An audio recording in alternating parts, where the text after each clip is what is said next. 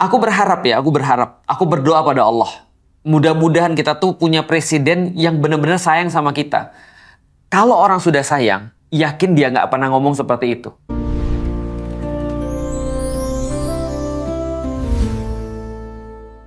Ada sesuatu yang ganggu aku banget ya, yaitu adalah berkali-kali presiden itu ngomong kalau andaikan ada yang nggak suka, lebih baik keluar aja. Itu berkali-kali.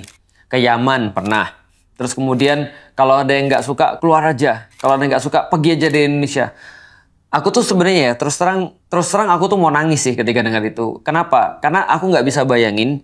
Ya balik lagi ya, tugasku itu adalah menganalisis setiap kata-kata yang keluar daripada orang itu apa yang menjadi dasar pemikiran. Jadi konstruksi berpikirnya itu seperti apa.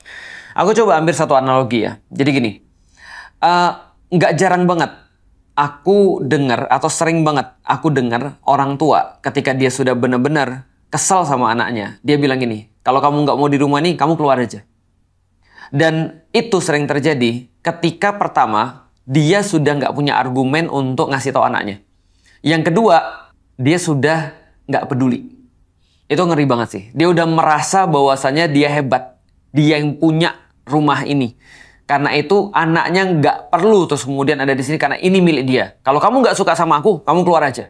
Kamu cari bapak yang lain. Karena dia merasa punya otoriti kan. Itu ganggu aku banget sih. Pertanyaannya adalah, Indonesia tuh punya siapa sih?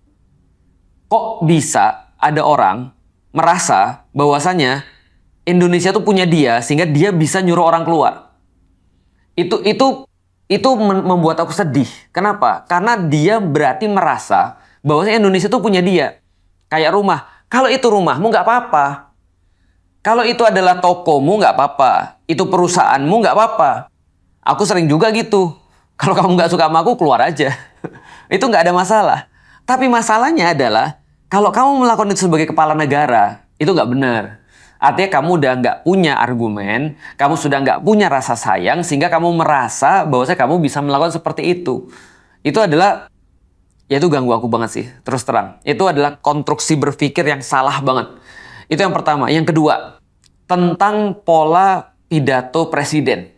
Pidato presiden selalu kita akan betapa besar bangsa kita dan juga bahwa bangsa kita yang demikian besar, yang keempat terbesar dari jumlah penduduk di seluruh dunia.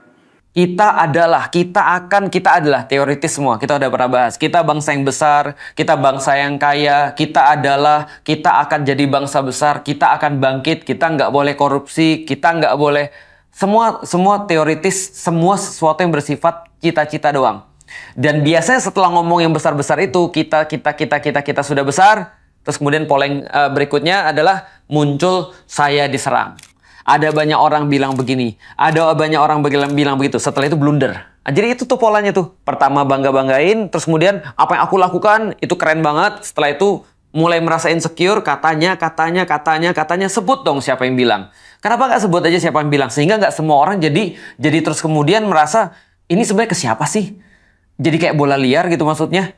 Nah, sebut aja siapa. Orang ini bilang kayak begini, saya buktikan dia salah. Kalau mau ayo debat sama saya. Kan gitu aja bagus tuh.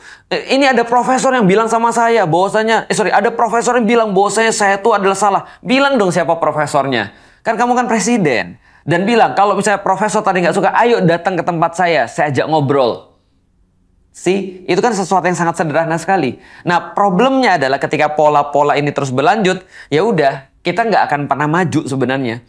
Ya kita akan kita akan berputar-putar pada masalah-masalah itu aja. Setelah itu setelah ngeluh marah-marah, besok lagi terus kemudian melakukan hal yang sama lagi. Aku pikir aku sedih sih. Karena kenapa? Aku berharap, aku berdoa pada Allah. Mudah-mudahan kita tuh punya presiden yang benar-benar sayang sama kita. Kalau orang sudah sayang, yakin dia nggak pernah ngomong seperti itu. Kenapa? Itu yang aku bilang. Sebelum kita melakukan sesuatu itu, kita harus sayang dulu sama orang.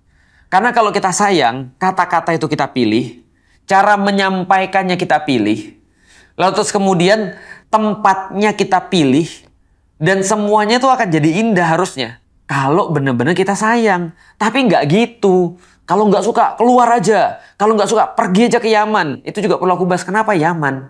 Ada apa dengan Yaman? Kenapa nggak yang lain aja? Padahal kalau kita lihat ya, kalau aku mau jahat nih, kalau aku mau jahat, aku bisa bilang juga sih. Sebenarnya dalam sejarahnya siapa yang sering pergi ke luar negeri kalau ada apa-apa? Kan bukan rakyat. Rakyat tuh nggak punya pilihan. Kalau rakyat punya pilihan kayak kamu, orang-orang kaya ini, mereka udah keluar dari dulu. Kalau udah punya pilihan, aku inget sih di tahun 98 ketika lagi ada kerusuhan, targetnya kan adalah orang-orang Chinese tuh. Diskriminasi pada orang Chinese tuh. Teman-temanku yang punya duit ya pergi. Lah terus yang nggak punya duit ya tinggal. Jadi kalau ada pilihan orang pasti pergi ke luar negeri. That's why kalau kita lihat ya, gitu kan ya. Lihat orang-orang yang mereka nggak pernah bilang Indonesia gelap. Mereka nggak pernah bilang Indonesia gelap. Mereka nggak pernah ngeritik MBG. Mereka nggak pernah melakukan apapun yang presiden bilang misalnya itu adalah sesuatu yang kayak merendahkan atau menyerang dia. Nggak pernah. Tetap aja pergi ke luar negeri kalau dia ada pilihan. Ya nggak sih? Jadi please deh. Kalau andaikan misalnya orang tuh punya pilihan ya. Coba. Mungkin nggak sih andaikan ada 5 nih negara. Andaikan ada Doraemon. Ya kan? Terus Doraemon tuh bisa milih. Kalau andaikan kita bisa memilih dilahirkan di negeri apa nih, kasih 5 opsi nih. Ya, kasih 5 opsi nih. Kita lihat Indonesia terus kemudian jadi pilihan nomor berapa. Jepang misalnya. Aku pengen sebelum masuk Islam aku udah bilang, kenapa nggak lahir di Jepang? Kenapa? Komiknya banyak.